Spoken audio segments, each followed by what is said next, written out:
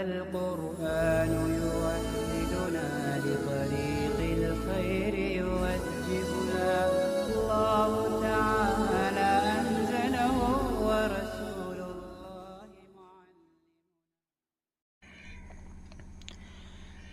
بسم الله الرحمن الرحيم. أما بعد، فيقول الفقير المعتصم بلطفه الأبدي حسين بن معين الدين الميبزي أصلح الله حالهما ونور بالهما، لما رأيت كمال عين الأعيان وهو نوع الإنسان بالارتقاء إلى أعلام الفتنة والاهتداء إلى أقسام الحكمة، إذ بها يسير الناظر في حقائق الأشياء بصيرا، ومن يؤت الحكمة فقد أوتي خيرا كثيرا. فشمرت عن ساق الجد لتحصيلها باحثا عن إجمالها وتفصيلها، آخذا لها عن جمع كثير من العلماء وجم غفير من الحكماء، أبد الله جلالهم وخلد ظلالهم. اما بعد، حمد و صلاۃ کے بعد فیقول الفقیر المعتصم بلطفه الابدی، بس کہتا ہے اللہ کے دائمی لطف و کرم کو مضبوطی سے پکڑنے والا بندے محتاج، جس کا نام ہے حسین بن معین الدین المیبزی، جس کا نام ہے حسین اور جن کے والد کا نام ہے معین الدین، اور جو میبزی کے رہنے والے ہیں۔ اس کے بعد جملہ معترضہ ہے، اصلح اللہ حالہما، اللہ دونوں یعنی باپ اور بیٹے، اللہ دونوں کے حال کو درست فرمائے، ونور بالہما، اور ان کے دلوں کو منور فرمائے۔ لما رأیت کمال عین الاعیان، جب میں نے دیکھا موجودات کے خلاصے کے کمال کو، وہو نوع الانسان، اور وہ نوع انسان ہے، بالارتقاء الى اعلام الفتنۃ، ذہانت کے پہاڑوں پر چڑھنے، والاہتداء الى اقسام الحکمۃ، اور حکمت کے اقسام کی طرف رہنمائی پانے کی وجہ سے، اذ بها يسير الناظر في حقائق الاشیاء بصیرا، مصنف فرماتے ہیں کہ اس لیے کہ حکمت ہی کی وجہ سے، حکمت ہی کے ذریعے چیزوں کی حقیقتوں میں نظر کرنے والا بصیرت والا بن جاتا ہے۔ وَمَن يُؤْتَ الْحِكْمَةَ فَقَدْ أُوتِيَ خَيْرًا كَثِيرًا، یہ قرآن کریم کی آیت ہے۔ اور جس کو حکمت عطا کر دی گئی اس کو بہت زیادہ بھلائیوں سے نواز دیا گیا۔ تو مصنف فرماتے ہیں جب میں نے ان چیزوں کو دیکھا، فشمرت عن ساق الجد لتحصیلها، تو میں نے حکمت کے حصول کا پختہ ارادہ کر لیا، باحثا عن اجمالها و تفصیلها، اس کے اجمال و تفصیل سے بحث کرتے ہوئے، آخذا لها عن جمع کثیر من العلماء، علماء کی جماعت کثیرہ، وجم غفیر من الحکماء، اور حکماء کی بڑی تعداد سے اس کو حاصل کرتے ہوئے۔ اس کے بعد پھر جملہ معترضہ ہے، ابد اللہ جلالہم وخلد ظلالہم، اللہ تعالیٰ ان کی بزرگی کو ہمیشہ رکھے اور ان کے سائے کو سدا قائم رکھے۔ یہاں سے شارح رحمۃ اللہ علیہ اپنی کتاب اور شرح کی تالیف کے پس منظر کو بیان کر رہے ہیں، جس کو اردو زبان میں پیش لفظ کہا جاتا ہے۔ شارح کہتے ہیں کہ جب میں نے دیکھا کہ علم حکمت کے ذریعے انسان ترقی کرتا جا رہا ہے اور اس کو ایک کمال حاصل ہوتا جا رہا ہے، تو میں نے بھی علم حکمت کی تحصیل کے لیے جد و جہد کی اور علماء و حکماء کی ایک کثیر جماعت سے اس علم کو حاصل کیا۔ اب اس عبارت کے اندر انہوں نے اتنی بات بتائی ہے، مزید بات آگے بتلائیں گے۔ اب اس میں کچھ الفاظ آئے، اس کو ہم سمجھتے ہیں۔ سب سے پہلے جو لفظ آیا وہ ہے لما رأیت کمال عین العیان۔ عین العیان، یہاں اس کا ترجمہ کریں گے ہم آسان لفظوں کے اندر، اشرف المخلوقات یعنی انسان۔ اور آگے شارح رحمۃ اللہ علیہ نے جملہ معترضہ لا کر اس کی صراحت کی، وَهُوَ نَوْعُ الْإِنسان۔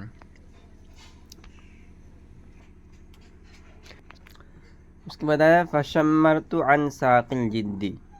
شمّر یشمر تشمیراً، یہ باب تفعیل سے اس کے معنی آتے ہیں کسی چیز کو سمیٹ لینا، اور ساقن کے معنی آتے ہیں پڑلی کے، اور جد یہ جیم کے کسرے کے ساتھ اس کے معنی آتے ہیں کوشش کے۔ اور اس کا مطلب یہ ہوتا ہے، لفظی مطلب، کہ انسان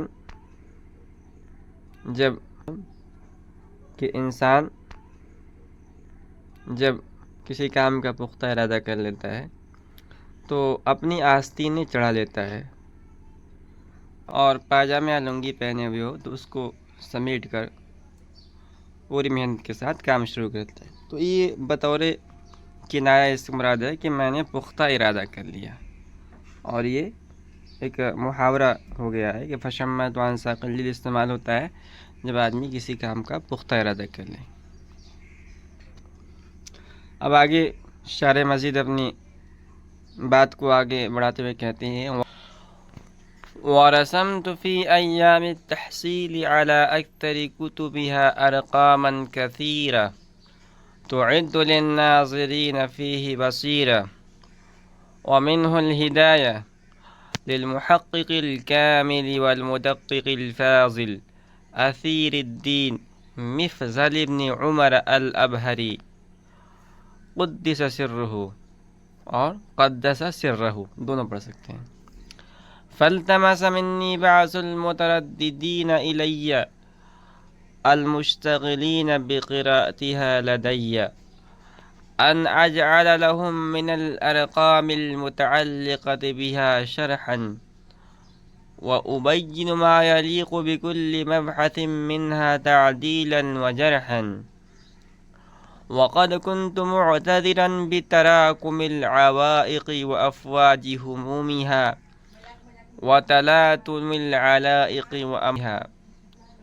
فكرروا الالتماس وزادوا في الاقتباس، فرقمته على ما وافق مسؤولهم وطابق مأمولهم، والمرجو من الطالبين لطريق الرشاد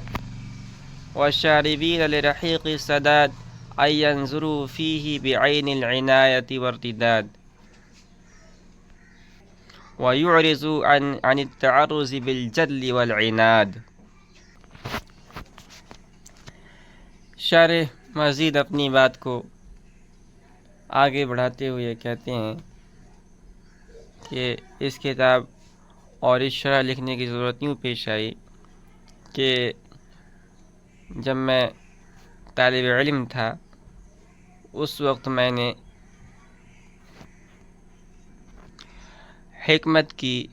علم حکمت کی اکثر کتابوں پر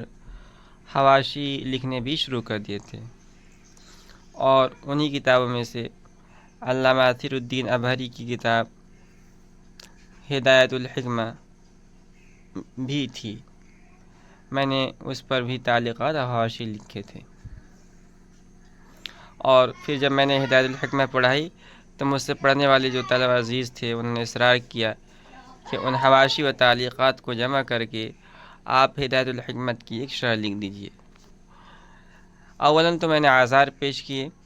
مگر جب ان کا اصرار بڑھتا گیا اور ان کے مطالبہ کو پورا کیے بغیر کوئی چارہ کار نہ رہا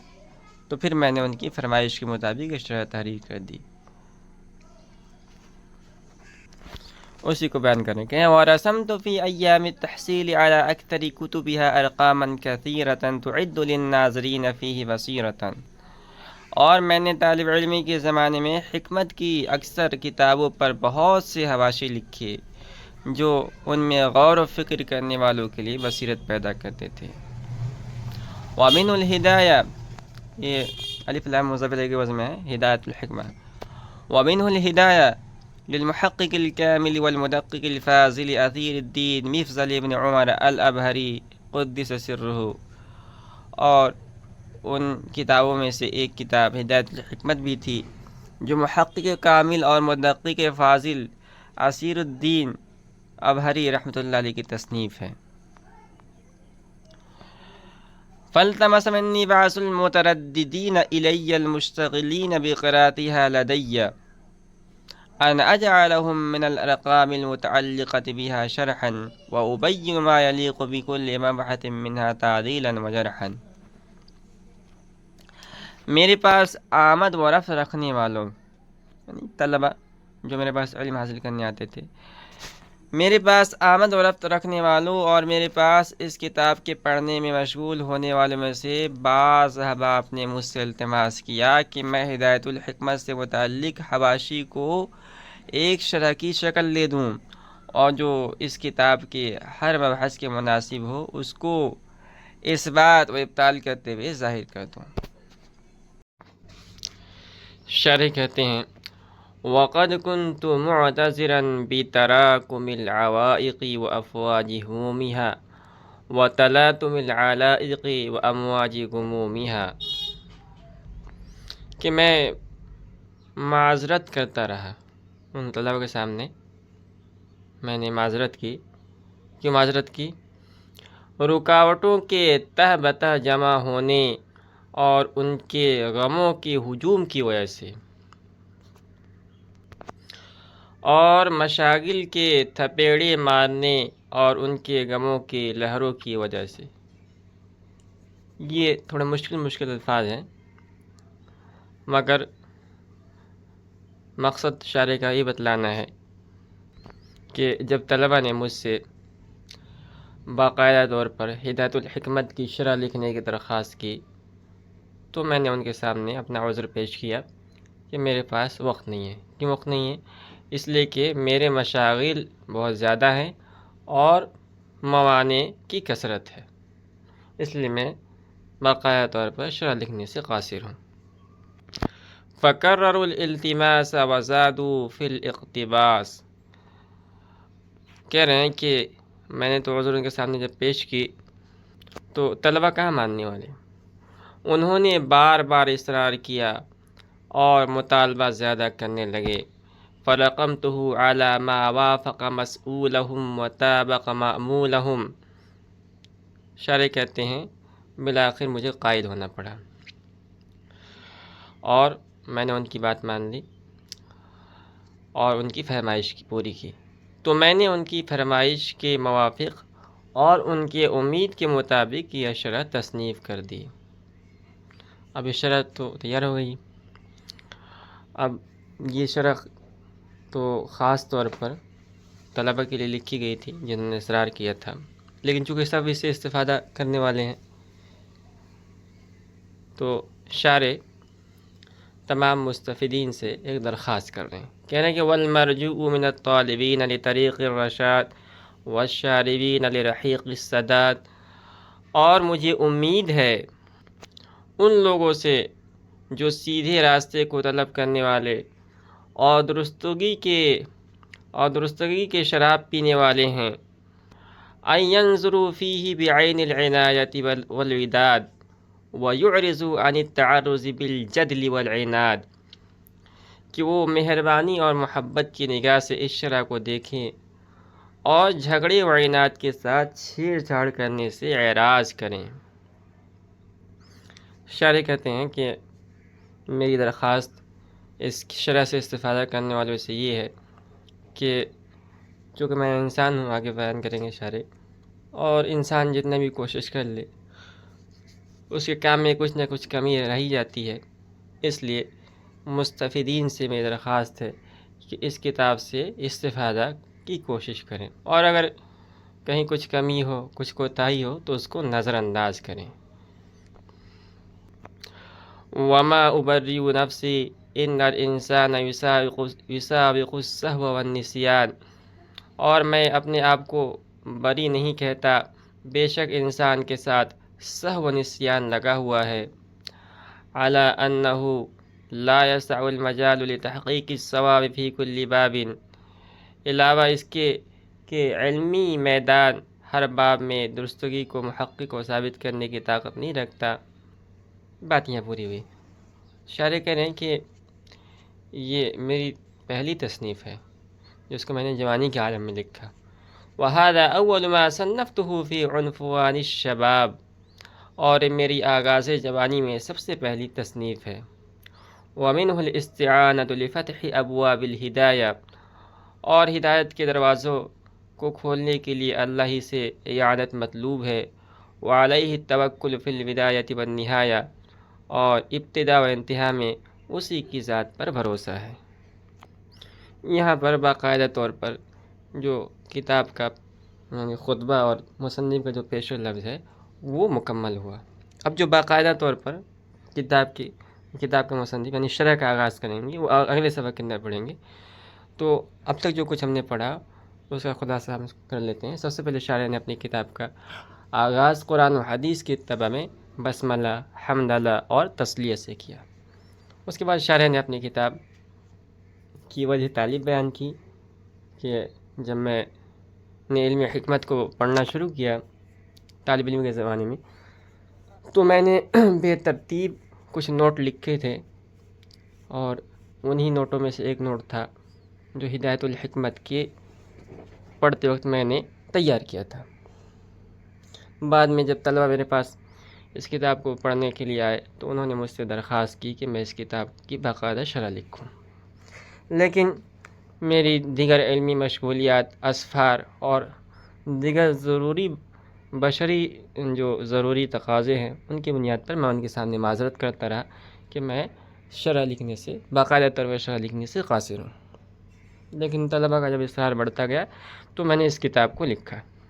اور یہ شرح آپ کے سامنے ہے۔ اب یہ شرح کیسی ہے اس کا فیصلہ آپ کریں گے، لیکن میری طلبہ سے اور اس کتاب سے استفادہ کرنے والے سے درخواست یہ ہے کہ اس کتاب کو آپ یعنی اس کتاب کے اندر جو باتیں میں نے لکھی ہیں اور اس سے استفادہ کریں، اور اگر اس میں کوئی کمی ہے، کوئی غلطی اور کوتاہی ہے تو اس میں میری ذات کو موضوع بحث نہ بنائیں، مثبت طعن و تشنیع کریں، اس لیے کہ میں انسان ہوں اور میں پہلے ہی اپنی غلطی کا اعتراف کر لیتا ہوں۔